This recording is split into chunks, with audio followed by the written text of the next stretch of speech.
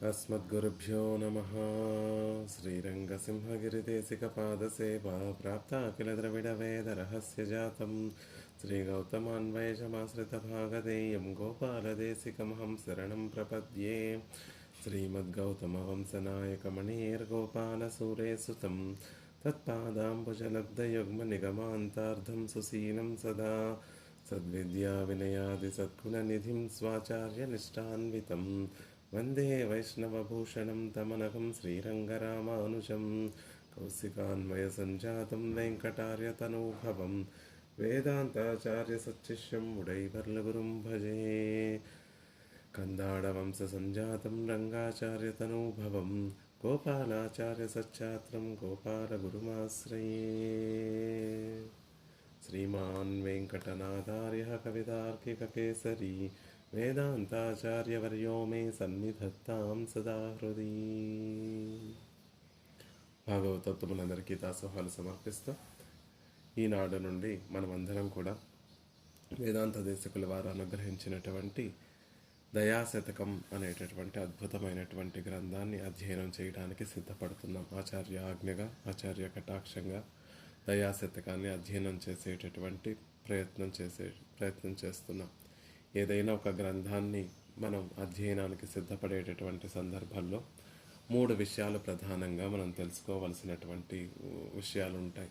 ఆ ప్రబంధాన్ని, ఆ స్తోత్రాన్ని అనుగ్రహించినటువంటి మహనీయుల యొక్క వైభవాన్ని, ఆ తర్వాత ఆ స్తోత్రంలో చెప్పబడినటువంటి విషయ వైభవాన్ని, ఆ స్తోత్ర వైభవాన్ని మూడింటిని కూడా అవగతం చేసుకొని తద్వారా మనసుని ఈ 3 విషయాలు తెలుసుకుంటే మనకి కలిగేటటువంటి ప్రయోజనం ఏమిటి అంటే ఆ స్తోత్రం మీద మనసు ఇంకా ఇంకా రుచి కలుగుతుంది. అబ్బా, ఎంత గొప్ప వైభవం కలిగినటువంటి స్తోత్రం కదా, గొప్ప మహనీయులు కృప చేసినటువంటి స్తోత్రం కదా, స్తోత్రంలో ప్రతిపాదింపబడినటువంటి విషయం చాలా అద్భుతమైనటువంటి విషయం కదా అనేటటువంటి విషయం మనసుకు తెలిసి మనసు కూడా ఇంకా దాని మీద రుచి కలిగి ఉండి దానిని అధ్యయనం చేయడానికి మనకి తోడ్పడుతుంది. అందుకని ఈ 3 విషయాలు తెలుసుకుంటూ తద్వారా స్తోత్ర అధ్యయనాన్ని ప్రారంభిస్తూ ఉంటాం. కాబట్టి మనం కూడా ముందుగా ఈరోజు ఈ స్తోత్రానికి ఉండేటటువంటి వైభవాన్ని, అది అనుగ్రహించినటువంటి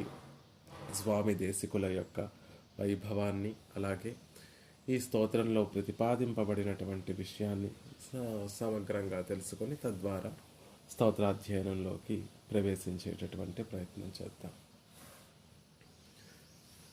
శ్రీయప్పతి వైకుంఠ నికేతనుడు, అవాప్త సమస్త కాముడు, అఖిలహేయ ప్రత్యనీకుడు, అనంత జ్ఞానానంద స్వరూపుడు, జ్ఞానశక్త్యాది కళ్యాణ గుణ విభూషితుడు, సకల జగత్తుని సృష్టి స్థితి సంహారకర్త, చతుర్విధ పురుషార్థ ప్రదాత, విలక్షణ దివ్యమంగళ విగ్రహుడు, భూమి నీలానాయకుడు అయినటువంటి పరమాత్మ సర్వేశ్వరుడు శ్రీమన్నారాయణుడికి అనేక కళ్యాణ గుణములు అసంఖ్యాకములైనటువంటి కళ్యాణ గుణములు ఆయనలో భాసిస్తూ ఉంటాయి, ఆయనను చేరి ప్రకాశిస్తూ ఉంటాయి. ఆ కళ్యాణ గుణాలకి లెక్కలేవని శాస్త్రం మనకు తెలియచేస్తూ ఉంటుంది. పరమాత్మలో ఉన్నటువంటి కళ్యాణ గుణాలను లెక్క పెట్టడం సాధ్యం కాదండి.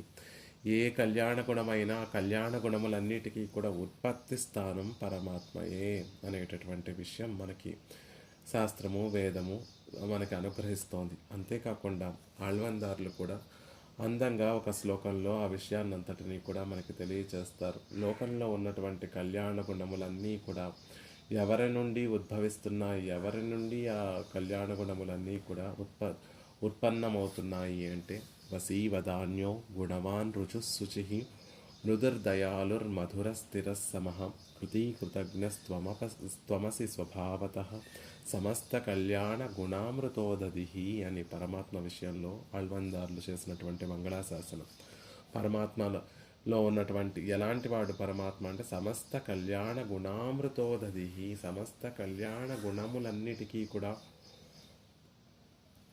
ఉదది అయినటువంటి వాడు, మూలస్థానమైనటువంటి వాడు అని అనుగ్రహిస్తారు. అలా అసంఖ్యాకములైనటువంటి కళ్యాణ గుణములు పరమాత్మలో భాసిస్తున్నప్పుడు, ఇవి ఏం చేస్తున్నప్పటికీ కూడా వాటిలో 6 గుణములు ప్రధానమైనటువంటి తవానంత గుణస్యాపి షడేవ ప్రథమే గుణాః ఆయనలో ఉన్నటువంటి అనంత కళ్యాణ గుణములలో 6 మాత్రం ప్రధానమైనటువంటి గుణములండి అని చెప్తారు. ఆ ప్రధానమైనటువంటి గుణములు ఏవి అంటే భగవత్ శబ్దం చేత తెలుపబడేటటువంటి జ్ఞాన, శక్తి, బల, ఐశ్వర్య, వీర్య, తేజస్సులు అనేటటువంటి ఈ 3 గుణములు కూడా ప్రధానమైనటువంటి గుణములు. కూరత్తాళ్వాన్ వారి పంచస్తవాలలో ప్రకృష్టం విజ్ఞాన బలం అతులం ఐశ్వర్యమఖిలం విమర్యాదం వీర్యం వరద పరమాశక్తిరపి చ పరం తేజః ఏతి ప్రవరగుణషట్కం ప్రథమజం గుణానాం నిస్సీమ్నాం గుణన విగుణానాం ప్రసవభూః.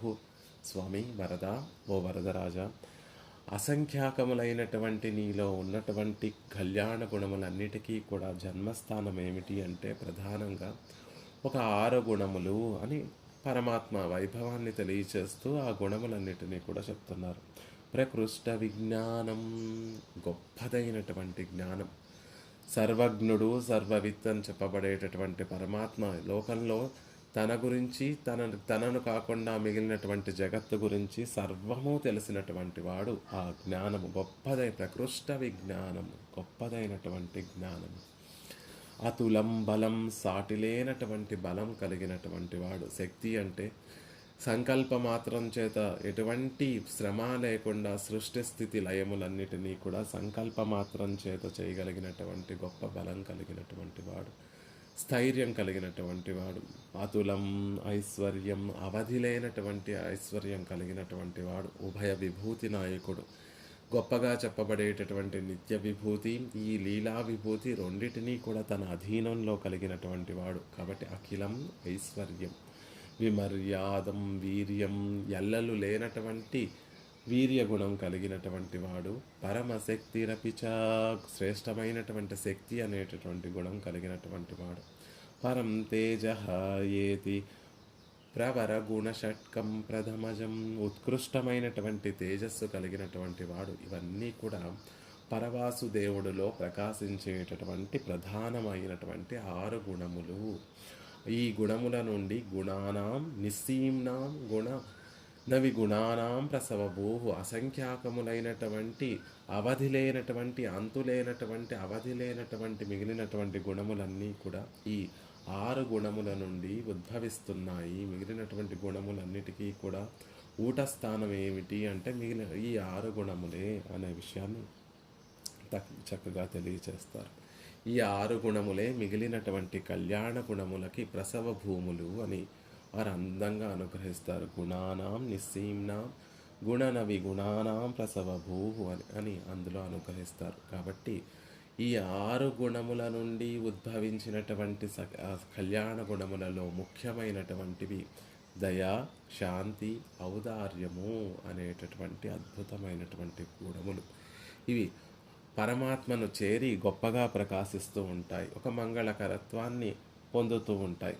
ప్రణత జన భోగ్యాలు, ఆయనని ఆశ్రయించినటువంటి వారందరికీ కూడా ఆనందాన్ని కలిగించేటటువంటి గుణం. కళ్యాణ గుణములు అంటే అర్థం ఏమిటి అంటే కేవలం వాటిని ఉన్నటువంటి వారికి మాత్రమే ఆనందాన్ని కలిగించకుండా ఆ గుణములు ఎవరిలో అయితే ప్రకాశిస్తాయో ఆ గుణముల వల్ల ఇతరులకి ఆనందం కలిగితే, ప్రయోజనం కలిగితే అప్పుడు అవి వట్టిగా తనలో మాత్రమే గుణములు అంటే ఒక దాన్ని ఏమంటారు అంటే ఒక విధంగా ధర్మము, ఒక విధానంగా మనం ప్రవర్తించేటటువంటి ఒక ప్రవర్తనని, ఆయా సందర్భాలలో మనం ప్రవర్తించేటటువంటి ఒక ప్రవర్తనని గుణము అంటారు. అవి కళ్యాణ గుణములు అని ఎప్పుడు అంటారు అంటే మనం ప్రవర్తించేటటువంటి ప్రవర్తన ఇతరులకి ఆనందం కలగచేస్తే అప్పుడు దానిని కళ్యాణ గుణము. పరమాత్మలో ఉన్నటువంటి ప్రతి గుణము కూడా ఆయనను చేరి ఆ గుణములన్నీ కూడా ఎంత గొప్పగా అయితే ప్రకాశిస్తాయో ఆ గుణముల వల్ల మిగిలినటువంటి ఆయనను ఆశ్రయించినటువంటి వారందరికీ కూడా అంతే ఆనందాన్ని కలిగిస్తాయి. అందుకే సమస్త కళ్యాణ గుణామృతో దధిహి, అమృత ఉదధిహి, కేవలం వట్టి సముద్రం లాంటి ఉత్పత్తి స్థానం కాదండి, ఇది అమృత ఉదధిహి, ఆస్వాదించేటటువంటి వారికి పరమభోగ్యమైనటువంటి గుణములు ఇవన్నీ కూడా. అలాంటి గుణములలో ప్రధానమైనటువంటివి దయ, క్షమ, వాత్సల్యము అనేటటువంటి ఈ గుణములు. అందులో కూడా ప్రధానమైనటువంటి గుణం ఏది అంటే జ్ఞానం యొక్క అవస్థాభేదం. జ్ఞానమే కొంచెం పరిణామం చెందితే దయ అనేటటువంటి ఒక గుణంగా పరివసిస్తుంది. మనం చెప్పుకున్నట్టుగా భగవత్ శబ్దంతో చెప్పబడినటువంటి 6 ప్రధానమైనటువంటి గుణముల నుండి మిగిలినటువంటి కళ్యాణ గుణములన్నీ కూడా ఉద్భవిస్తున్నాయి. అందులో జ్ఞానం యొక్క అవస్థాభేదమే దయ అనేటటువంటి గుణము. ఆ దయే జ్ఞానం యొక్క జ్ఞానం నుండి వచ్చినటువంటి గుణం. ఆ దయ అనేటటువంటి గుణం అత్యంత ప్రధానమైనటువంటి గుణము. క్షమ, పరమాత్మలో క్షమ, వాత్సల్యము అనేటటువంటి గుణములు కూడా ఉంటాయి. ఈ క్షమా వాత్సల్యము అనేటటువంటి గుణములు దయాగుణం యొక్క భేదము, కాష్టాభేదములు అంటారు. ఎక్కువ దయ ఉందనుకోండి, అది క్షమ కింద పర్యవసిస్తుంది. ఇంకా అతిశయించినటువంటి దయ అనేటటువంటి గుణం ఉంటే ఎదుట వ్యక్తిలో ఉన్నటువంటి దోషాలను కూడా భోగ్యంగా స్వీకరించేటటువంటి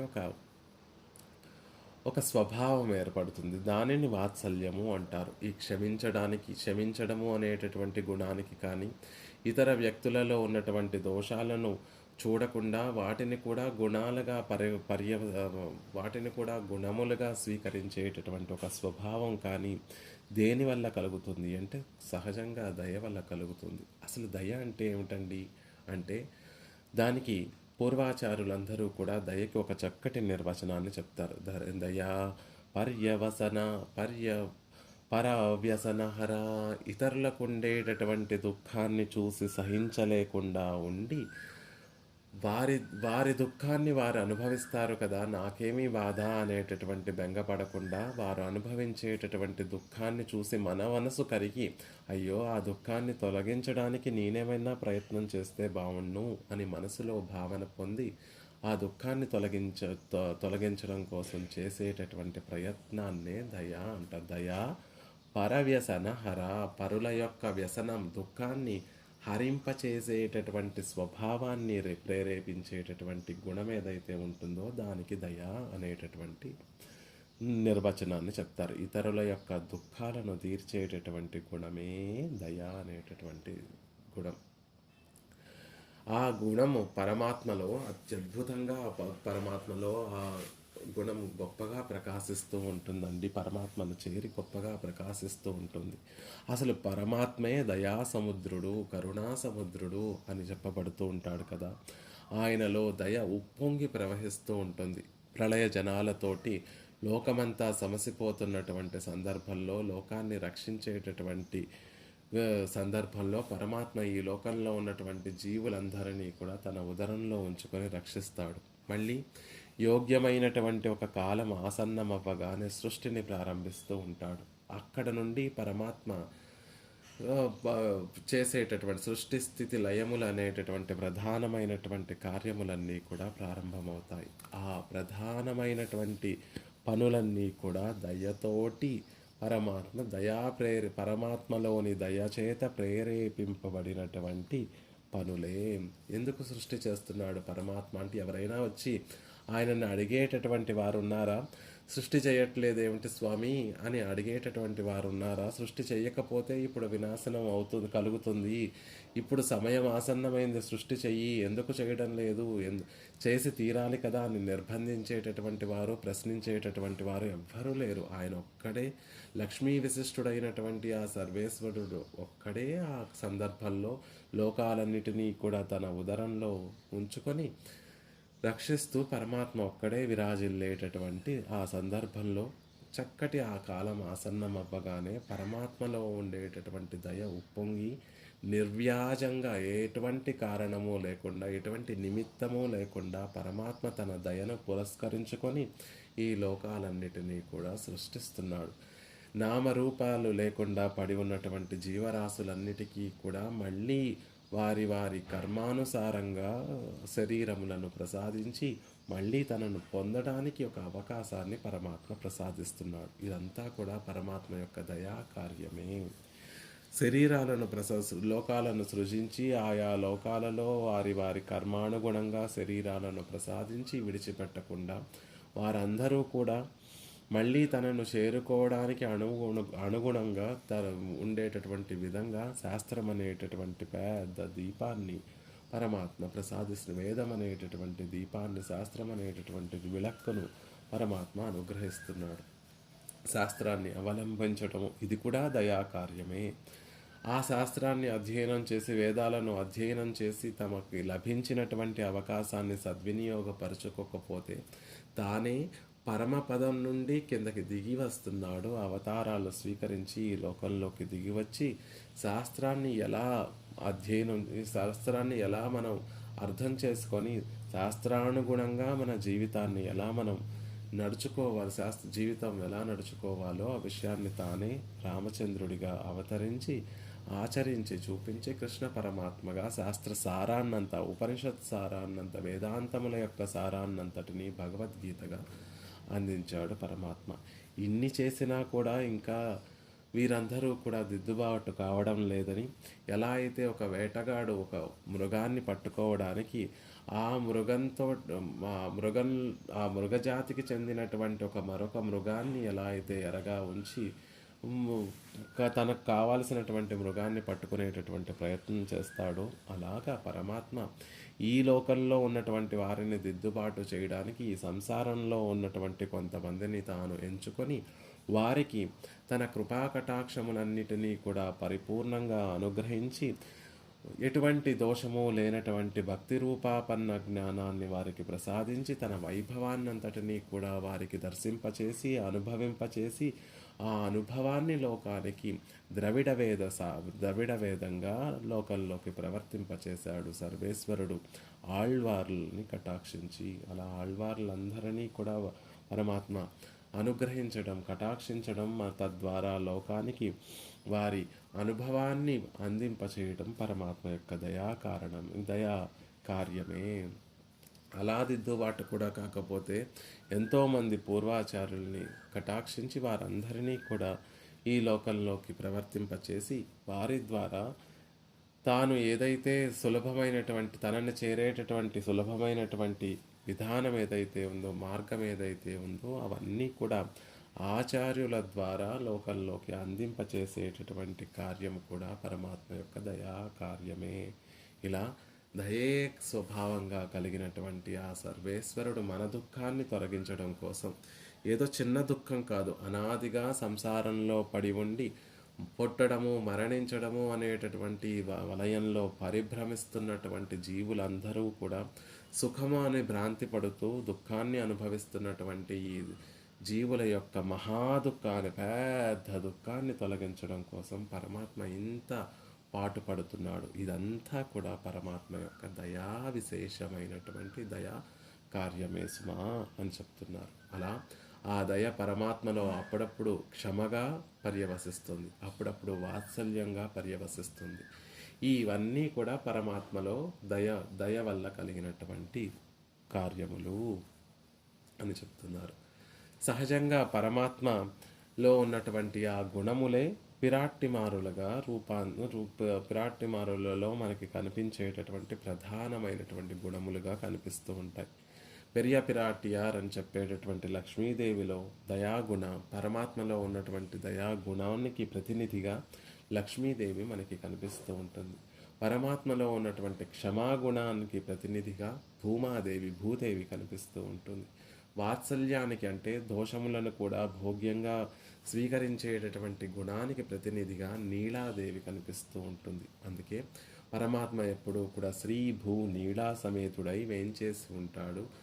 ఆ పరమాత్మలో ప్రకాశించేటటువంటి ఆ గుణములకి ప్రతినిధులుగా దేవేరులు వేంచేసి ఉంటారు. దేశకుల వారు కూడా ఈ శతకంలో, దయా శతకం అనేటటువంటి ఈ శతకంలో పరమాత్మ యొక్క దయనంతటినీ కూడా అభివర్ణించేటటువంటి శతకంలో దయ గురించి, పరమాత్మ పెరుమాళ్ళ యొక్క దయ గురించి పరిపూర్ణంగా మనకి తెలియచేసేటటువంటి ఈ శతకంలో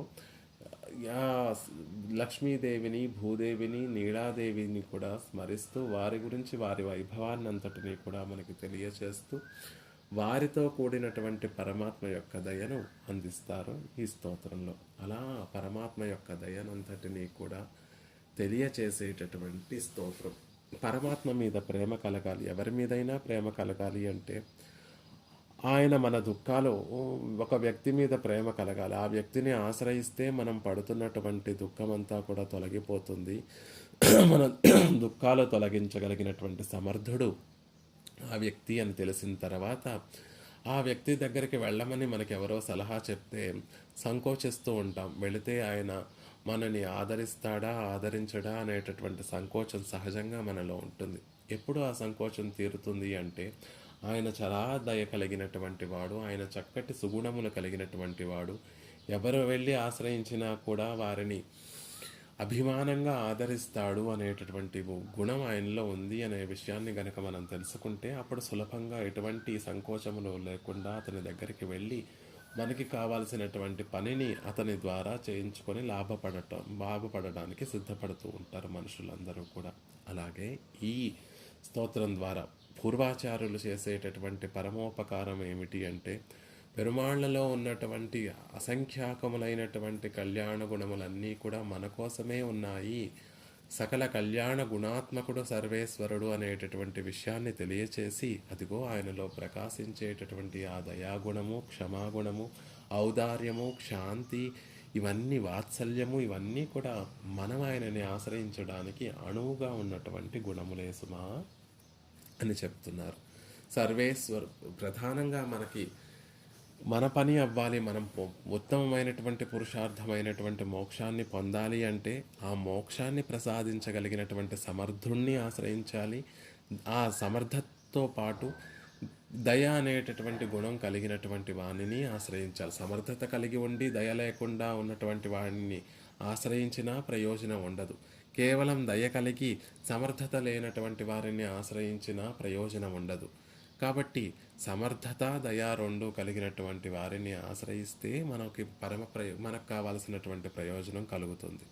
ఈ లోకంలో మిగిలినటువంటి దేవతా స్వరూపములందరూ కూడా మిగిలిన ధర్మ, అర్థ, కామము, పురుషార్థాలను ప్రసాదించగలిగినటువంటి వారైనప్పటికీ కూడా మోక్షమిచ్చే జనార్దన అని చెప్పబడినట్టుగా మోక్షము కావాలి, పుట్టడము, మరణించడము అనేటటువంటి ఈ వలయం నుండి బయటపడి మహదానందము అనేటటువంటి ఆనందానుభవాన్ని నిర్వచ్ఛిన్నంగా సర్వకాల సర్వావస్థలలో సర్వస్థితులలో సర్వదేశములలో ఆ ఆనందాన్ని అనుభవించడానికి ఉపయుక్తంగా ఉన్నటువంటి పరమపదాన్ని ప్రసాదించగలిగినటువంటి వాడు కేవలం శ్రీయపతి మాత్రమే. కాబట్టి ఆ శ్రీయపతిలో సర్వాధిక్యుడు కాబట్టి ఆయనకి మోక్షాన్ని, పరమ పురుషార్థమైనటువంటి పరమపదాన్ని ప్రసాదించగలిగినటువంటి సమర్థత ఉంది అని పూర్వాచారులు చెప్తూ ఉంటారు. ముఖ్యంగా వారు చెప్పేటటువంటి విషయాలలో రెండు ప్రధానమైనటువంటి విషయాలు. పరాత్పరుడు అని పరత్వాన్ని తెలియచేస్తూ ఉంటారు. పరత్వము అంటే సర్వాధిక్యుడు, దేనినైనా ప్రసాదించగలిగినటువంటి సమర్థుడు. ఆ పరత్వము సర్వాధిక్యత్వాన్ని, సర్వ ఫలప్రదత్వాన్ని తెలియచేసేటటువంటి ఒక గుణము.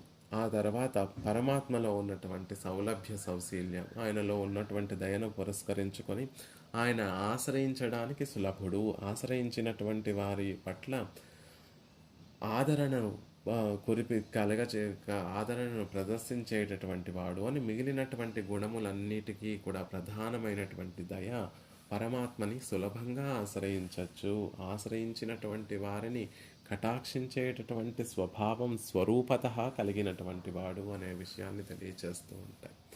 అందుకే రామాయణంలో కూడా ఈ దయ అనేటటువంటి, అసలు దయ అంటే పరుల అనుభవించేటటువంటి దుఃఖాన్ని తొలగించడము అనే విషయాన్ని చెప్తారు. రామాయణంలో రామచంద్రుడి యొక్క కళ్యాణ గుణములన్నిటినీ కూడా వివరించేటటువంటి ఒక సందర్భంలో రామచంద్రుడు ఎలాంటి వాడు అంటే భృసంభవతి దుఃఖిత.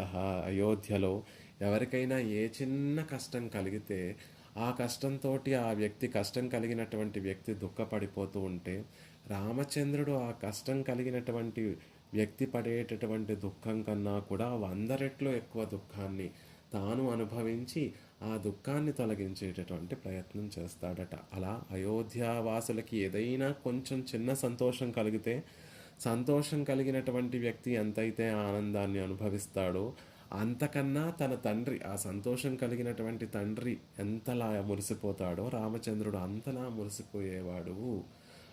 లోకంలో చూడండి, కుమారుడు వృద్ధిలోకి వచ్చి ఏ చిన్న ఘనకార్యం చేసినా, ఏ చిన్న లాభాన్ని పొందినా మొట్టమొదట ఎక్కువగా అత్యధికంగా సంతోషించేటటువంటి వ్యక్తి ఎవరు అంటే ఆ పిల్లవాడి యొక్క తండ్రి.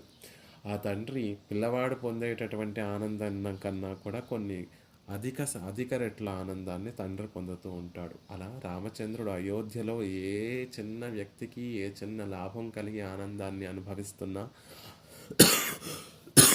ఆ ఆ వ్యక్తి యొక్క తండ్రి ఎలా అయితే మురిసిపోతాడో అంతటి ఆనందాన్ని రామచంద్రుడు పొందేవాడట. అలాగే అయోధ్యలో ఏదైనా ఒక వ్యక్తి దుఃఖాన్ని అనుభవిస్తూ, కష్టం కలిగి దుఃఖాన్ని అనుభవిస్తూ ఉంటే ఆ వ్యక్తి అనుభవించేటటువంటి దుఃఖం కన్నా కూడా రామచంద్రుడు కొన్ని అధిక రెట్లైనటువంటి దుఃఖాన్ని తాను అనుభవించి ఆ దుఃఖాన్ని భృసంభవతి దుఃఖిత, ఆ దుఃఖాన్ని తొలగించేటటువంటి ప్రయత్నం చేస్తాడు అనే విషయాన్ని అయోధ్యకాండలో అయోధ్యాపుర వాసులందరూ కూడా రాముడే మాకు రాజుగా కావాలి అని చెప్పేటటువంటి ఒక సందర్భంలో ఈ గుణాన్ని చెప్తారు. రామచంద్రుడిలో ఉన్నటువంటి ఈ గుణాన్ని చెప్తారు. అది దయ అంటే అని. ఆనాడు రామచంద్రుడిగా పరమాత్మ అవతరించి ప్రదర్శించినటువంటి ఆ గుణము కేవలం రామావతారానికి మాత్రమే చెందినటువంటి గుణం కాదు. స్వభావతః ఆయనకి ఇదే గుణం ఉంది అనేటటువంటి విషయం పలు అవతారాలలో మనం చూస్తే తెలుస్తుంది. కొన్ని రామావతారంలో కేవలం అయోధ్యలో ఆయనకు అన్నీ సమకూరిన ఉండేటటువంటి సందర్భంలో మాత్రమే రామచంద్రుడు ఇలా ప్రవర్తించాడు. కొంతమంది చూడండి, ఇప్పుడు మనం అవకాశము సందర్భాన్ని బట్టి మనుషులలో గుణాలు ప్రదర్శింపబడుతూ ఉంటాయి. లేకపోతే ఉన్నటువంటి గుణం కూడా అప్పుడప్పుడు మరుగున పడిపోతూ ఉంటుంది. మనం బాగున్నాము, మనం తినడానికి సమృద్ధిగా, మనం జీవితాన్ని గడపడానికి సమృద్ధిగా మనకి ఉంది. అప్పుడు ఎవరైనా మన దగ్గరికి సాయం కోసం వస్తే మనకి తోచినంత సాయం మనం చేస్తాం. కానీ మన జీవితమే సమృద్ధిగా, మన జీవితాన్ని గడపడానికే సమృద్ధిగా లేనటువంటి సందర్భంలో ఎవరైనా మన దగ్గరికి సాయం పొందడానికి ఎవరైనా మన దగ్గరికి వస్తే, అయ్యో నాకే జీవితంలో సమృద్ధిగా లేదు, నా జీవితమే గడవడానికి కష్టంగా ఉంది, ఇంకేం సాయం చేయగలను అని వచ్చినటువంటి వ్యక్తిని సున్నితంగా తిరస్కరించేటటువంటి సందర్భాలు ఉంటూ ఉంటాయి. కానీ పరమాత్మ విషయంలో, రామచంద్రుడి విషయంలో అలా కాదండి. ఆయన అందుకే స్వభావతః వచ్చినటువంటి ఇవన్నీ కూడా గుణములు. సమస్త కృతి కృతజ్ఞస్త్వమసి స్వభావతః సమస్త కళ్యాణ గుణామృతోదధి. స్వభావతః ఉన్నటువంటి గుణములు ఒక్కసారి సందర్భోచితంగా వచ్చినటువంటి గుణములు కాదు, ఆయా అవతారాలు పురస్కరించుకొని ప్రదర్శించినటువంటి గుణములు కాదు, ఎప్పుడూ కూడా పరమాత్మతోటి ఉండేటటువంటి గుణములు. రామచంద్రుడు అయోధ్యను విడిచి అరణ్యవాసం చేసేటటువంటి సందర్భంలో సుగ్రీవుడితోటి మైత్రి ఏర్పడిన తర్వాత సుగ్రీవుడిని మాటను పురస్కరించుకునే తన అన్న అయినటువంటి వాలిని సంహరించమని కోరితే వాలిని ఒక్క బాణంతో సంహరించాడు పడేశాడు రామచంద్రుడు. తన అన్న మరణిస్తున్నటువంటి సందర్భాన్ని పురస్కరించుకొని సుగ్రీవుడు దుఃఖంతో కన్నీరు కారుస్తూ ఉంటే సుగ్రీవుడి యొక్క దుఃఖాన్ని చూసినటువంటి రామచంద్రుడు కూడా తన మనసు కూడా కదిలిపోయి 2-3 తనకు రామచంద్రుని యొక్క కన్నులు కూడా చెమర్చాయి, ఆయన కన్నులు కూడా కన్నీటితోటి నిండిపోయాయి అని వాల్మీకి మహర్షి మనకు అనుగ్రహిస్తాడు. ప్రాణ స్నేహితుడైనటువంటి సుగ్రీవుడు రావణాసురుడి చేతిలో పరాభవాన్ని పొందినటువంటి సందర్భంలో, సుగ్రీవా ఎందుకింత సాహసాన్ని చేశావు? కిం కార్యం సీతయా మమ, నీకేమైనా అయ్యుంటే సీతాదేవితో నాకేం ఇంక పనే ఉండేది, నేను కూడా సముద్రంలోకి వెళ్ళి నా ప్రాణాలను కూడా నేను కోల్పోయేటటువంటి, నువ్వు రావణాసురుడిని జయించడానికి నువ్వు ఒక్కడవే వెళ్ళిపోయావు, పొరపాటున రావణాసురుడి చేతిలో నీకేమన్నా అయ్యుంటే, అవ్వకూడదని ఏమన్నా అయ్యుంటే నేను కూడా అన్నిటినీ విడిచిపెట్టేసి సముద్రంలో నా ప్రాణత్యాగం చేసేసేవాడిని అన్నంతగా రామచంద్రుడు సమాధానం చెప్తాడు సుగ్రీవుడికి. అలా ఏదో పేరుకు మాత్రమే అయోధ్యాపుర వాసులలో మంచి తనాన్ని పొందడానికి మాత్రమే రామచంద్రుడు ఆ గుణాన్ని ప్రదర్శించలేదండి. ఆయన ఎక్కడ ఉన్నా కూడా స్వభావతః ఈ గుణం ఆయన దగ్గర ఉంటుంది.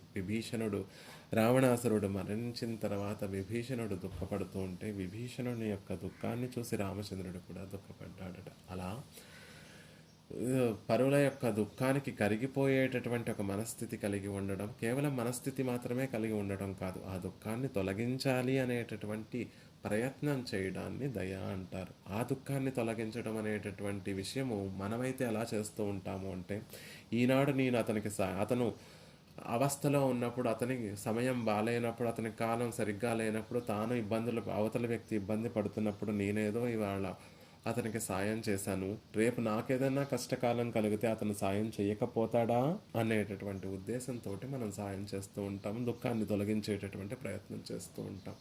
అది దయ కాదు సుమా అంటారు. పోనీ నేను ఈనాడు నా స్థితి ఎప్పటికీ బాగుంటుంది, కానీ నేను అవతల వ్యక్తి యొక్క దుఃఖాన్ని తొలగించాలనుకుంటున్నాను. ఎందుకు అంటే ఆ తొలగించడం వల్ల కలిగేటటువంటి పుణ్యము నేను అనుభవిస్తాను, లేకపోతే నా తర్వాత తరాల వారు ఆ పుణ్యాన్ని పొందుతారు అనేటటువంటి భావనతోటి మనం గనక అవతల వ్యక్తి దుఃఖాన్ని తొలగించేటటువంటి ప్రయత్నం చేస్తే దానిని దయ అంటారా అంటే కాదండి, దానిని దయ అనరు. మనం చేసే అవతల వ్యక్తి యొక్క దుఃఖాన్ని ఎటువంటి అపేక్ష లేకుండా, ఎటువంటి అవతల వ్యక్తి నుండి ప్రతిఫలం ఏమీ ఆశించకుండా మనం చేసేటటువంటి పని వల్ల ఎటువంటి లాభాన్ని నేను పొందుతాను అనేటటువంటి ఉద్దేశం లేకుండా నిస్వార్థంగా చేసేటటువంటి పనిని దయ అంటారు. ఇలా ఎవరిలో చూడొచ్చండి అంటే కేవలం పరమాత్మలో మాత్రమే చూడొచ్చు. అందుకే ఆండాళ్ళ తల్లి పరమాత్మ యొక్క వైభవాన్ని తెలియచేస్తూ ఓంగి ఉడగళంద ఉత్తమన్ పేర్పాడి, ఉత్తముడండి ఆయన అని తెలియచేస్తుంది. ఏ సందర్భంలో ఉన్నటువంటి స్వామిని ఉత్తముడు అంటోంది ఆండాళ్ళ తల్లి అంటే, వామనుడుగా యాచన చేస్తూ బలిచక్రవర్తి దగ్గరికి యాచించడానికి వెళ్ళినటువంటి వామనమూర్తిని చూసి ఉత్తముడీనా అనేటటువంటి విషయాన్ని ఆండాళ్ళ తల్లి చెప్తోంది. ఎందుకు అంటే లోకంలో తాము బాగుండాలి అని అవతల వ్యక్తి ఎలా ఉన్నా పర్వాలేదు, తాము బాగుండాలి అనుకునేటటువంటి వారు మధ్యములు, అవతల వ్యక్తి బాగుండకూడదు నేను మాత్రమే బాగుండాలి అని కోరుకునేటటువంటి వారు అధములు, నేనెలా ఉన్నా పర్వాలేదు అవతల వ్యక్తి మాత్రం బాగుండాలి అని లోక సంక్షేమాన్ని, లోకము సుభిక్షంగా ఉండడాన్ని, అవతల వ్యక్తి సంతోషంగా ఉండడాన్ని కోరుకునేటటువంటి వారు ఎవరుంటారో వారు ఉత్తములు అనేటటువంటి విషయాన్ని పురస్కరించుకొని పరమాత్మ సర్వలోకనాథుడు, ఉభయ విభూతి నాయకుడు, నిత్యముక్తుల తోటి నిత్యము సేవింపబడేటటువంటి వారి ద్వారా ఆ నిత్యులకి ముక్తులకి సైతం తన వైభవాన్ని పూర్తిగా తెలుసుకోవడానికి అందనటువంటి అమిత వైభవం, అసంఖ్యాకములైనటువంటి అవధి లేనటువంటి వైభవం కలిగినటువంటి ఆ సర్వేశ్వరుడు వాటినన్నిటినీ కూడా పక్కన పెట్టి ఇంద్రుడు తనని ప్రార్థించాడు అనేటటువంటి ఒకే ఒక విషయాన్ని ఇంద్రుని యొక్క దుఃఖాన్ని తొలగించాలి అనేటటువంటి విషయాన్ని మనసులో ఉంచుకొని ఉపేంద్రుడిగా ఈ లోకంలోకి వామనుడిగా ఈ లోకంలోకి అవతరించి ఆ ఇంద్రుడి కోసం యాచించడానికి సిద్ధపడ్డాడే. ఈయన కాకుండా ఇంకెవరుంటారు? పరుల యొక్క దుఃఖాన్ని తొలగించడం, అవ్యాజంగా నిరపేక్షంగా అందు నుండి ఏమీ అపేక్షించకుండా పోనీ అలా చేయడం వల్ల వామనుడికి ఏమన్నా యాచించి బలిచక్రవర్తి నుండి మళ్ళీ ఆ త్రిభువన లోకములను పొందడం వల్ల వామనుడికి ఏమన్నా ఉపయోగం కలిగిందా అంటే లేదు. పొందినటువంటి ఆ త్రైలోక్య సామ్రాజ్యాన్ని అంతటినీ కూడా మళ్ళీ ఇంద్రుడికి ఇచ్చేసి తాను మళ్ళీ వెళ్ళి తపస్సు చేసుకోవడానికి వెళ్ళిపోయాడు వామనుడు అని మనకి పురాణాలలో చెప్పబడి ఉంది. కాబట్టి కేవలం ఇంద్రుని దుఃఖాన్ని తొలగించడం కోసం తనని తాను చిన్నవాడిగా చేసుకొని అత్యంత హీనమైనటువంటి యాచనకు కూడా సిద్ధపడినటువంటి పరమాత్మ కాకుండా ఇంకెవరు ఉత్తముడవుతారు అని ఆ ఉత్తమన్ అని చెప్పబడినటువంటి ఆ తిరునామంలో ఆండాళ్ళ తల్లి ప్రధానంగా తెలియచేసేటటువంటి గుణం ఏది అంటే దయాగుణము అనే విషయాన్ని చెప్తారు. ఆ పరమాత్మ దయయే స్వభావంగా కలిగినటువంటి వాడు.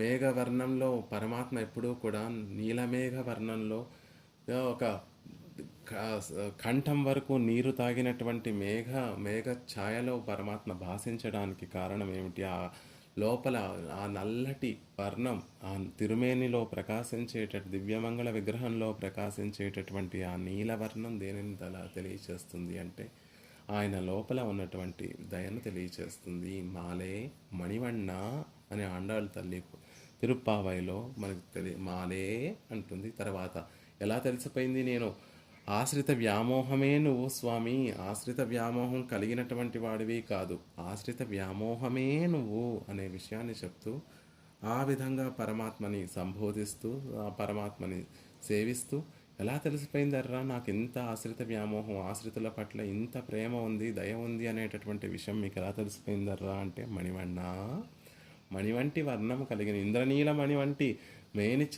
తిరుమేని ఛాయ కలిగినటువంటి వాడివి కదా అనేటటువంటి విషయాన్ని తర్వాత చెప్తుంది. అలా కరుణ పొంగేటటువంటి రూపం, కరుణ తన లోపల ఉన్నటువంటి ఆ దయ అంతా కూడా మనందరికీ తెలిసేటట్టుగా దివ్యమంగళ విగ్రహం కలిగినటువంటి వాడు పరమాత్మ. జీవులందరూ కూడా తనని శరణు వేడాలి, తనని ఆశ్రయించాలి, తన పాదార విందములను ఆశ్రయించడానికి తన కృపే కారణం అవ్వాలి అని ఈ సాంప్రదాయంలో ఉన్నటువంటి వారందరూ కూడా మన ప్రయత్నంతో పరమాత్మను పొందడం అనేటటువంటిది జరగనటువంటి పని. కర్మయోగము, జ్ఞానయోగము, భక్తి యోగము ఒక జన్మలో మనం దానిని సాధించుకోగలము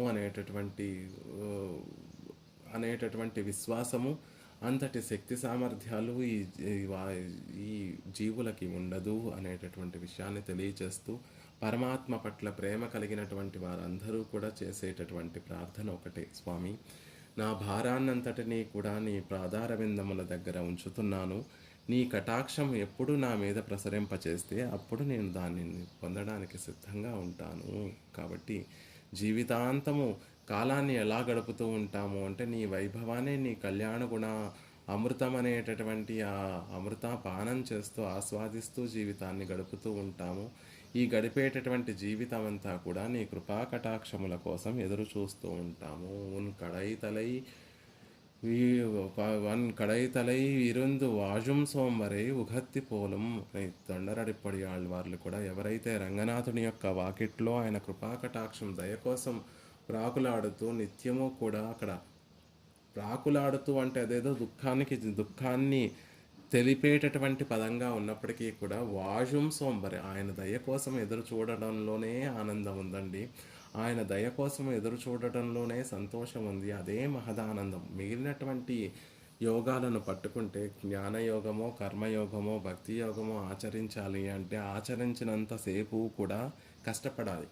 ఫలం పొందేటప్పుడు సుఖాన్ని అనుభవించవచ్చు, కానీ పరమాత్మయే ఉపాయం అని భావించేటటువంటి వారికి ఆ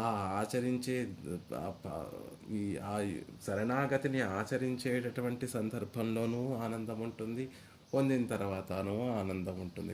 కాబట్టి పరమాత్మ కృపయే మాకు సాధనము అని భావన చేసేటటువంటి వారందరికీ కూడా వారి జీవితాన్ని ఎలా సార్థకపరుచుకుంటారంటే సుఖంగా, సంతోషంగా, ఆనందంగా వారి జీవితాన్ని సార్థకపరుచుకుంటారు. అలా జీవుడు పరమాత్మని చేరడానికి అత్యంత సులభమైనటువంటి ఉపాయం ఏది అంటే దయయా పాత్రం త్వదీయ చరణం శరణం ప్రపద్యే, భవతో దయయా పాత్రం త్వదీయ చరణం శరణం ప్రపద్యే అని మహనీయులందరూ కూడా చెప్పారు. త్వజ్ఞాన శక్తి కరుణాసు సతీషు నేహ పాపం పరాక్రమితుమర్హతి మాం కీనం. పరమాత్మలో మనలో ఉన్నటువంటి పాపాలన్నిటినీ కూడా తొలగించి మనని తన దగ్గరికి చేర్చుకోవడానికి పరమాత్మ చెప్పినటువంటి ఉపాయం ఏది అంటే సర్వధర్మాన్ పరిత్యజ మామేకం శరణం వ్రజ అహం త్వా సర్వ పాపేభ్యో మోక్షయిష్యామి మా శుచః. అన్ని ధర్మాలను విడిచిపెట్టి నీ పాదార విందములే నాకు రక్షకము, నీ కృపే నాకు రక్షకము అనేటటువంటి భావన ఎవరైతే చేసి శరణాగతి ఎవరైతే చేస్తారో వారి విషయంలో అహం త్వా సర్వ పాపేభ్యో మోక్షయిష్యామి మా శుచః, నేను మీ పాపములన్నిటినీ కూడా తొలగించి మీకు మోక్షాన్ని ప్రసాదిస్తాను అని పరమాత్మ చెప్పినటువంటి మాట. ఆ పాపములను తొలగించడానికి, మోక్షాన్ని కలిగించడానికి అనుగుణంగా అవసరమయ్యేటటువంటి గుణములు ఏమిటి అంటే జ్ఞానము, శక్తి, కరుణ అనేటటువంటి ప్రధానమైనటువంటి గుణములు. ఈ మూడు కూడా పాపములను తొలగించడానికి, మోక్షాన్ని ప్రసాదించడానికి ఉపయుక్తమైనటువంటి గుణములు. ఆ గుణములలో కూడా ఏది ప్రధానమైనటువంటిది, ఈ మూడిట్లో కూడా ఏది ప్రధానమైనటువంటిది అంటే కరుణే ప్రధానమైనటువంటిది, దయే ప్రధానమైనటువంటిది. అది లేకపోతే పరమాత్మ సర్వజ్ఞుడు, సర్వశక్తిమంతుడు అయినప్పటికీ కూడా దయ లేకపోతే ఆయన దగ్గరికి వెళ్ళగలమా మనం?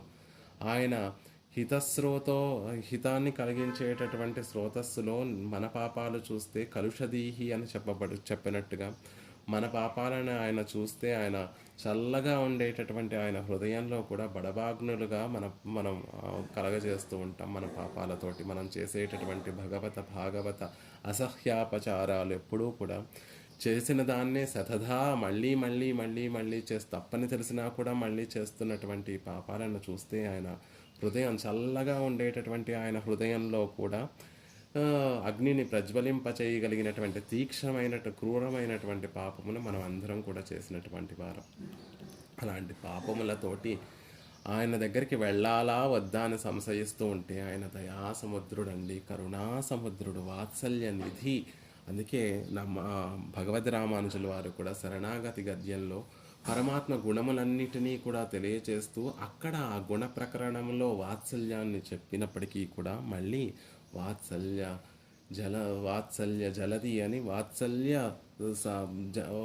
సముద్రంగా వాత్సల్యమే సముద్రంగా రూపణం అయినటువంటి సముద్రంగా ఉన్నటువంటి వాడు అంటే అవధి లేనటువంటి అంతులేనటువంటి వాత్సల్యం కలిగినటువంటి వాత్సల్యమే పరమాత్మ అనేటటువంటి విషయాన్ని విడిగా కూడా ఒకసారి పెరుమాళ్ళ ముందు విన్నపం చేస్తారు. ఆ వాత్సల్యాన్ని దయను పురస్కరించుకొని జీవులందరూ కూడా ధైర్యంగా విశ్వాసంతో మహావిశ్వాసంతో నేను ఆయన పాదార విందములను ఆశ్రయిస్తే తప్పక రక్షిస్తాడు అని జీవులు చేసేటటువంటి శరణాగతికి ఆ దయే ప్రధానమైనటువంటి కారణమవుతోంది. అందుకే వాల్మీకి మహర్షి కూడా రామాయణంలో పదార్హమపి కాకుత్స కృపయా పర్యపాలయతు, సంహరించవలసినటువంటి వాడిని కూడా రక్షింపచేసినటువంటి కృపచేత రక్షింపబడ్డాడు కాకాసురుడు. సంహరించవలసినటువంటి పెద్ద దోషం అసహ్యాపచారం చేసినటువంటి ఆ కాకాసురుడు కూడా కృపయా పర్యపాలయతు దయచేత రక్షింపబడ్డాడు అనేటటువంటి విషయం. అలా మనం అందరం కూడా ఆ కాకాసురుడిని కాకాసురుడితోటి పోల్చుకోదగినటువంటి వారం, కాకాసురుడి కన్నా ఘోరమైనటువంటి పాతకములు చేసినటువంటి వారమే. కాబట్టి మనమందరం కూడా నిర్భయంగా దృఢమైనటువంటి విశ్వాసంతో పరమాత్మ తప్పక రక్షిస్తాడు అనేటటువంటి విశ్వాసంతో శరణాగతి చెయ్యాలి. అంటే దానికి ముందు ఆ ధైర్యం కలగాలి, విశ్వాసం కలగాలి. అంటే ఆయనలో ఉన్నటువంటి దయ గురించి మనం సమగ్రంగా తెలుసుకుంటే అప్పుడు ఆ నమ్మకము, ఆ ధైర్యము మనకి కలిగి పరమాత్మ పాదార విందములు పట్టుకోవడానికి సిద్ధపడతాం. ఆ దయనంతటిని కూడా తెలియచేసేటటువంటి ఒక స్తోత్రమే ఈ దయాశతకము అనేటటువంటి స్తోత్రం. శ్రీనివాసునిలో ఉన్నటువంటి ఆ దయనంతటిని కూడా వేదాంత దేశకుల వారు, పెరుమాళ్లలో ఉన్నటువంటి దయనంతటిని కూడా వేదాంత దేశకుల వారు అనుభవించి ఆ శ్రీనివాసుని విషయంలో అనుగ్రహించినటువంటి స్తోత్రం. ఇది శ్రీనివాసుని విషయంలో అనుగ్రహించినటువంటి స్తోత్రమా, లేకపోతే శ్రీనివాసునిలో ఉన్నటువంటి దయను పురస్కరించుకొని అనుగ్రహించినటువంటి స్తోత్రమా అంటే దయ వేరు, పరమాత్మ వేరు కాదండి. దయయే పరమాత్మ గుణి వేరు, గుణము వేరు. లోకంలో గుణం వేరుగా ఉంటుంది, గుణము ఆశ్రయించినటువంటి గుణము కలిగినటువంటి వ్యక్తి వేరుగా ఉంటాడు. కానీ పరమాత్మలో అలా కాదు. గుణమే, ఆ దయాగుణమే పరమాత్మ అనే దయాగుణానికి ఒక రూపం కడితే అది పరమాత్మ. ఆ పరమాత్మ ఎవరో కాదు, నిగరెల్ పూజాయ్ అని చెప్పబడేటటువంటి శ్రీనివాసుడే సుమా. ఎందుకంటే ఆళ్వార్లందరూ కూడా ఎంతోమంది మిగిలినటువంటి ఉన్నటువంటి దివ్యదేశాలు 108 దివ్యదేశాలలో ఉన్నటువంటి పెరుమాళ్లను సేవించినప్పటికీ కూడా శరణాగతి మాత్రం ఎవరి విషయంలో ఆళ్వార్లందరూ కూడా చేశారు అంటే తిరుమలలో తిరువేంగడంలో వేయించేసి ఉన్నటువంటి తిరువేంగడముడయాన్ విషయంలో మాత్రమే శరణాగతి చేశారు. ఆయనని తెలియచేసేటటువంటి సందర్భంలో ఆయన గుణములను తెలియజేసేటటువంటి సందర్భంలో ఆళ్వార్లు తిరువేంగడముడిగాన్ని నిగరిల్ పోజాయ్ అనేటటువంటి ఒక మాటతోటి అసంఖ్యాకములైనటువంటి కళ్యాణ గుణములు కలిగినటువంటి వాడా అని చెప్పినప్పటికీ కూడా ప్రధానంగా ఆ తిరువేంగడముడియాన్లో ప్రకాశించేటటువంటి గుణం ఏది అంటే వాత్సల్యం అనేటటువంటి అసాధారణ గుణం అక్కడ బాగా ప్రకాశిస్తుంది. ఒక్కొక్క దివ్య దేశాల్లో ఉన్నటువంటి పెరుమాళ్ళకి ఒక్కొక్క కళ్యాణ గుణం అక్కడ ఒక్కొక్క కళ్యాణ గుణం ప్రకాశిస్తుంది అని చెప్తూ ఉన్నటువంటి సందర్భంలో ఈ తిరువేంగడంలో ఉన్నటువంటి శ్రీనివాసుని విషయంలో ప్రకాశించేటటువంటి గుణం ఏమిటి అంటే వాత్సల్యం అనేటటువంటి అసాధారణ గుణము. ఎన్కణ్ పాసం వైత్తు పరం సుడర్ సోదిక్కే, ఎన్కణ్ పాసం వైత్తు సంసారంలో పడి అటు ఇటు పరిభ్రమిస్తూ దోషాలు చేస్తూ ఇంకా ఇంకా ఈ జీవితాన్ని అనర్థపరుచుకుంటున్నటువంటి నన్ను తన వైపు ఆకర్షించి తన వైభవాన్నంతటినీ మన మనసులో ప్రవేశపెట్టి తాను మనసులో ప్రకాశిస్తూ తన పట్ల ఒక ఆదరాన్ని కలగచేసినటువంటి గుణం ఏది, పరమాత్మ గుణం ఏది అంటే పాసం వైత్తు అనేటటువంటి చోట పాస శబ్దం చేత చెప్పబడినటువంటి గుణం ఏది అంటే వాత్సల్య గుణము. మనం చేసేటటువంటి దోషములను కూడా భోగ్యంగా స్వీకరించేటటువంటి గుణం వాత్సల్య గుణం. దయమే పర్యవసించేటటువంటి ఇంకొక విధంగా అది ఇంకా తీవ్రమైనటువంటి దయ అయితే దానిని వాత్సల్యము అంటారు. కాబట్టి ఆ వాత్సల్య గుణము తోటి పరం సుడర్ సోది, పరమపదంలో ఉన్నటువంటి ఆ పరంధాముడి కన్నా తిరువేంగడం మీద మలై మీద వేంచేసి ఉన్నటువంటి శ్రీనివాసుని యొక్క ఔజ్వల్యం గొప్పదండి. ఆయన యొక్క ప్రభావం తేజస్సు గొప్పది. అదేమిటి, పూర్ణమిదం పూర్ణమదం అని కదా చెప్తూ ఉంటారు. అక్కడ పరమపదంలో ఉన్నటువంటి పరమాత్మ అన్ని కళ్యాణ గుణములు, సమస్త కళ్యాణ గుణములు కలిగినటువంటి వాడు, అద్భుతమైనటువంటి దివ్యమంగళ విగ్రహం కలిగినటువంటి వాడు. ఆయనకి అర్చాతిరుమేనికి తేడా లేదు కదా, అందరూ ఒక్కటే కదా అంటే కాదు సుమా. అక్కడ ప్రకాశించినటువంటి గుణములు ఇక్కడ గొప్పగా ప్రకాశిస్తాయి. నిత్యులు ముక్తులు కూడా పరమాత్మలాగా అవాప్త సమస్త కాములే. వారిలో దోషములు ఉండవు, దోషాలన్నీ తొలగింపబడినటువంటి వారు. సంసార గంధమే అంటున్నటువంటి వారు కొందరు, సంసారంలో ఉండి ఆ దోషములన్నీ తొలగింపబడి చేరినటువంటి వారు కొందరు. కాబట్టి అక్కడ ఎవరి యొక్క దోషాలను భోగ్యంగా స్వీకరించవలసినటువంటి పని అక్కడెక్కడ పడదు. కాబట్టి అక్కడ వాత్సల్యానికి, సౌలభ్యానికి, సౌశీల్యానికి, దయకి, క్షమకి పని ఉండదండి. అక్కడ ఈ గుణములన్నీ కూడా పగల్ విలక్కపోలే, సూర్యుడు ముందు ఒక చిన్న దీపాన్ని వెలిగిస్తే ఆ దీపపు కాంతి ఎలా అయితే వెలవెలపోతుందో అక్కడ ఈ గుణములన్నీ కూడా అలా వెలవెలపోతూ ఉంటాయి.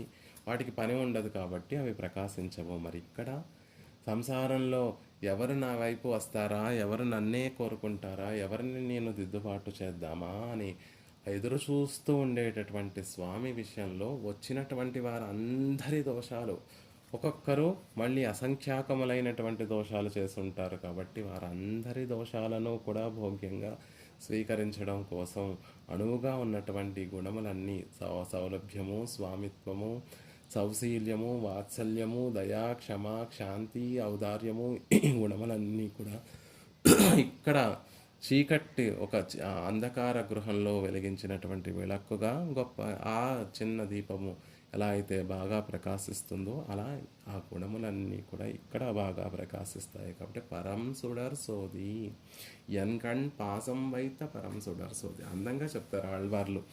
పరమాత్మని నిత్యసూరులకి నిర్వాహకుడా అని అంటే ఆయనకి ఏం గొప్ప అండి, అదేమన్నా పెద్ద గొప్పని కలిగించేటటువంటి మాట కాదు.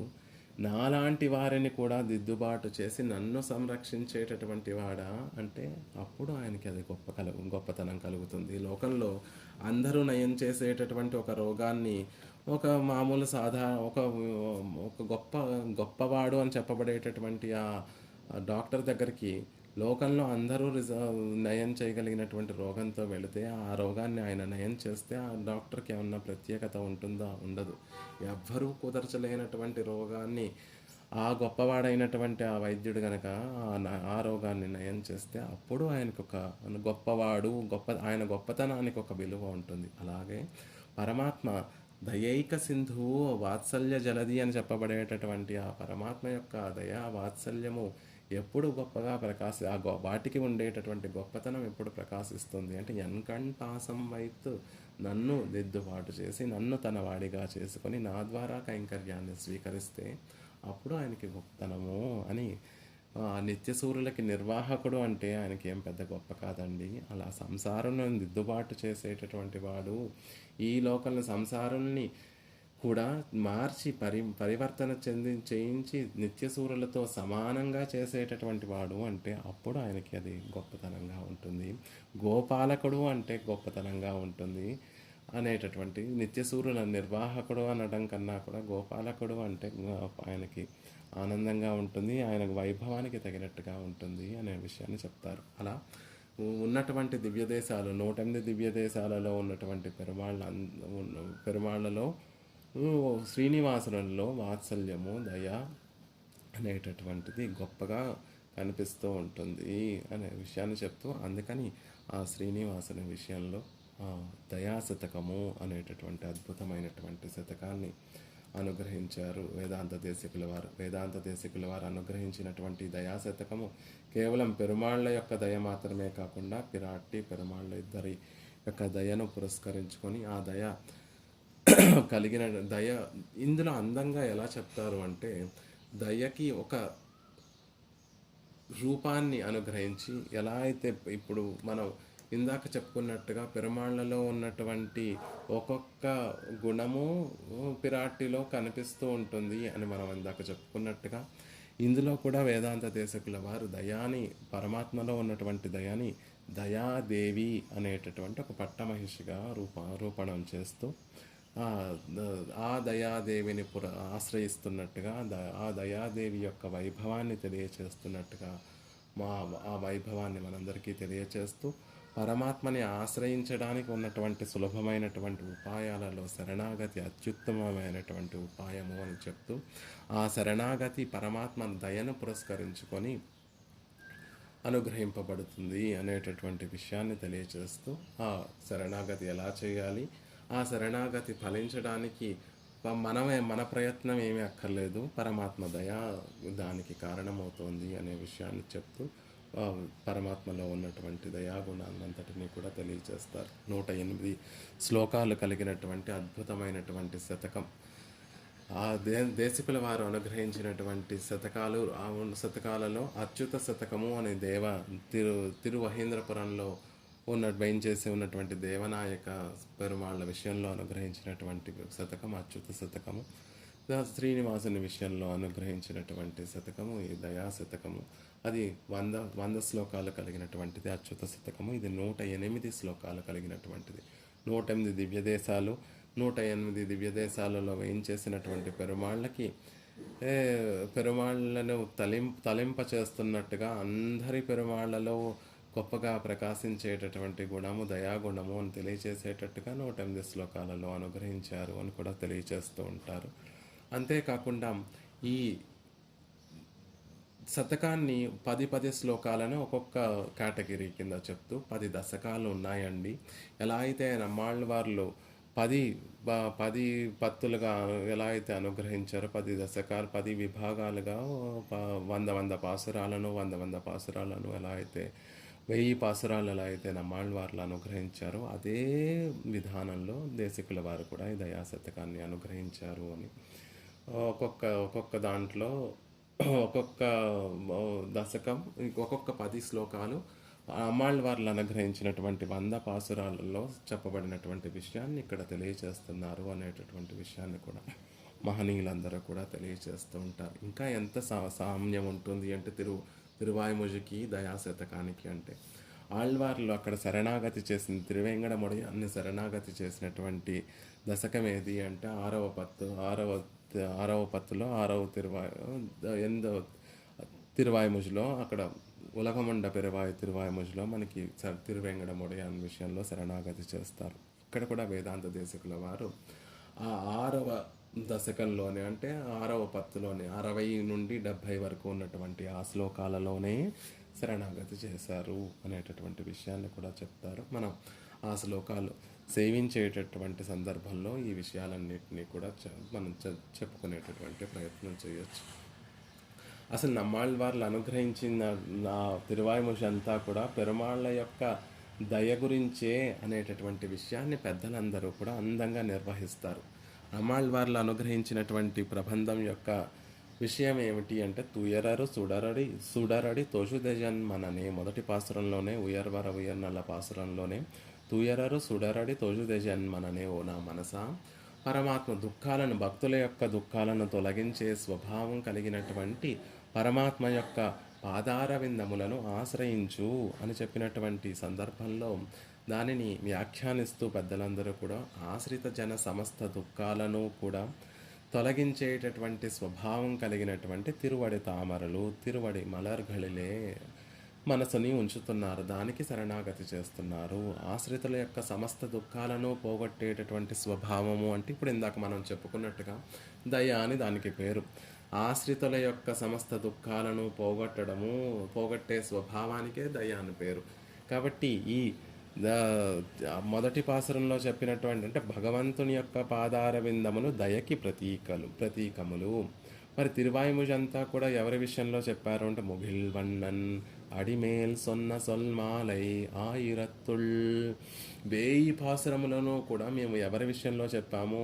1000 పాసురములకి కూడా విషయం ఏమిటి అంటే నమ్మాళ్ళవార్లే ఒక పాసురంలో చెప్పుకున్నారు. ముగిల్వన్నన్ అడిమేల్ సొన్న సొల్మాలై ఆయిరత్తుల్. 1000 పాసురములు కూడా 1000 పాసురములకి కూడా విషయం ఏమిటి అంటే ముగిల్వన్నన్ అడిమేల్ సొన్న సొల్మాలై.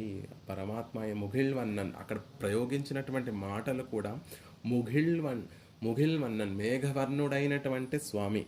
ఆ మేఘవర్ణుడు అనడంలో ఉండేటటువంటి ఆంతర్యం ఏమిటి అంటే దయ పరిపూర్ణంగా కలిగినటువంటి వాడు. బాగా నీరు త్రాగినటువంటి మేఘం ఎలా అయితే నల్లటి వర్ణంలో